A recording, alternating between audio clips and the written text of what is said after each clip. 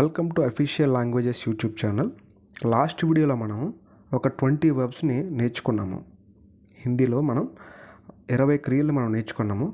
అలాగే దాన్ని కంటిన్యూస్గా మనం ఈ వీడియోలో ఇంకొన్ని 20 వెర్బ్ని 20 క్రియల్ని మనం నేర్చుకుందాం.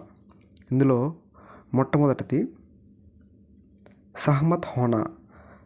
సహమత్ హోనా. సహమత్ హోనా అంటే తెలుగులో మనం అంగీకరించు అని మనం చెప్తాం. ఇంగ్లీష్లో అయితే ఎగ్రీ అని మనం పిలుస్తాం. నెక్స్ట్ వన్ అనుకరణ్ కర్నా. హిందీలో మనం అనుకరణ్ కర్నా అంటే మన తెలుగులో ఏమని పిలుస్తామంటే అనుకరించు అంటే అనుసరించు అని కూడా మనం అనవచ్చు. ఇంగ్లీష్లో ఇమిటేట్ అని మనం చెప్తాం.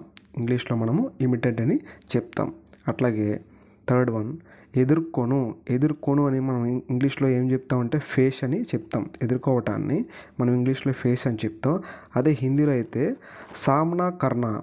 హిందీలో మనం సామ్నా కర్నా అని ఎదుర్కోవటాన్ని మనం హిందీలో సామ్నా కర్నా అని మనం చెప్తాము. అట్లాగే పరిచయం చేయు.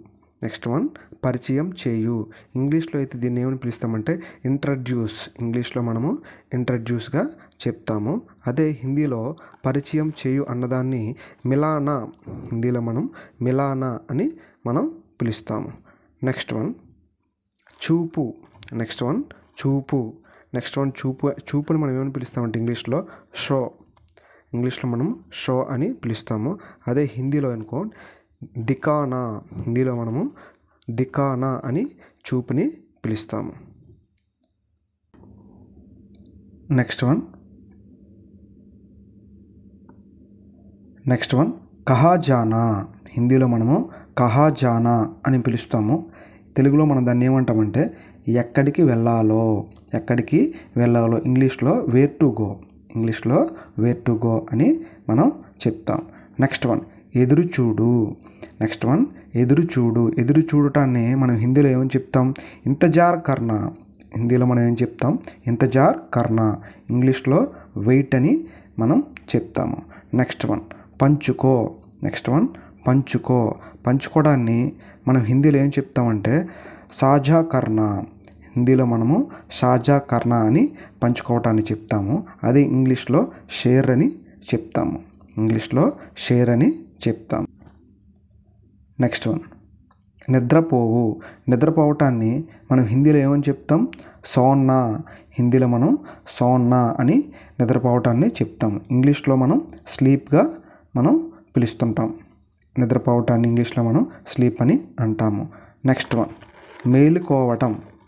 వన్ మేలుకోవటాన్ని హిందీలో మనం ఏం చెప్తాం జాగ్నా. హిందీలో మనం జాగ్నా అని మేలుకోవటాన్ని చెప్తాం. ఇంగ్లీష్లో వేకప్. నెక్స్ట్ వన్ సమాప్త కర్ణ. హిందీలో మనం సమాప్త కర్ణ అని దేనిని పిలుస్తామంటే ముగించు అన్నదాన్ని మనం హిందీలో సమాప్త కర్ణ అని పిలుస్తాం. ఇంగ్లీష్లో అయితే కంప్లీట్. ఇంగ్లీష్లో మనం కంప్లీట్ అని అంటాము. నెక్స్ట్ వన్ గుర్తుపెట్టు. తెలుగులో మనం గుర్తుపెట్టు అన్నదాన్ని యాద్ కర్నా. హిందీలో మనం ఏమని పిలుస్తామంటే యాద్ కర్నా. హిందీలో గుర్తుపెట్టు అన్నదాన్ని యాద్ కర్నా అని పిలుస్తాం. ఇంగ్లీష్లో రిమెంబర్. ఇంగ్లీష్లో మనం ఏమని పిలుస్తాం గుర్తుపెట్టు అన్నదాన్ని రిమెంబర్ అని పిలుస్తాం. నెక్స్ట్ వన్ తొలగించు అన్నదాన్ని ఇంగ్లీష్లో అయితే రిమూవ్ అని పిలుస్తాం అనమాట. ఇంగ్లీష్లో మనం రిమూవ్ అని పిలుస్తాం. అదే తొలగించు అన్నదాన్ని హిందీలో ఏమని పిలుస్తామంటే హటానా. హిందీలో మనము హటానా అని తొలగించు అన్నదాన్ని మనం పిలుస్తాము. నెక్స్ట్ వన్ ముట్టిపెట్టు అంటే క్లెంచ్ అంటే మనం గట్టిగా పట్టుకొని అని అర్థం అనమాట. గట్టిగా పట్టుకొని అని మనం కూడా చెప్పవచ్చు. ఇంగ్లీష్లో మనం క్లెంచ్ అని అంటాము. అదే హిందీలో ముట్టి భర్నా ఏం పిలుస్తాం ముట్టి భర్నా అని హిందీలో గట్టిగా పట్టుకొను అనేటువంటి దాన్ని మనం అణిచిపెట్టు అనే దాన్ని మనం చెప్పవచ్చు.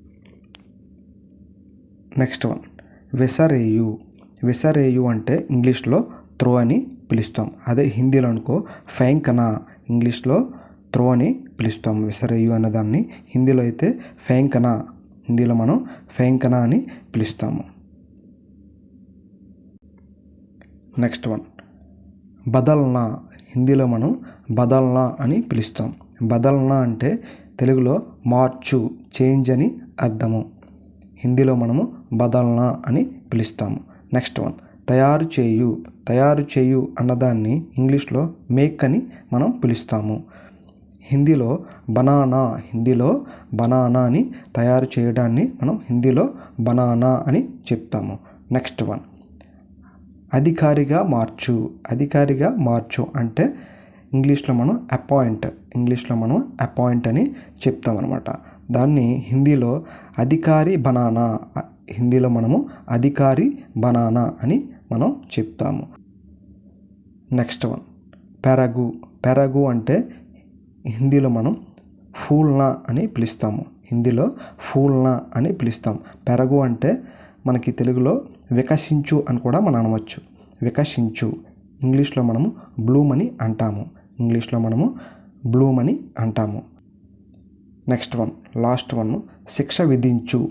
శిక్ష విధించు అంటే మనం ఇంగ్లీష్లో పనిష్ అని చెప్తాము. ఇంగ్లీష్లో మనము పనిష్ అని చెప్తాము. అదే హిందీలో మనము సజా దేనా. హిందీలో మనము సజా దేనా అని శిక్ష విధించు అన్నదాన్ని మనము చెప్తాము. సో ఈ వీడియోలో మనము 20 క్రియలని నేర్చుకున్నాము. నెక్స్ట్ వీడియోలో ఇంకొన్ని క్రియలు నేర్చుకుందాము. ఓకేనా? Thank you.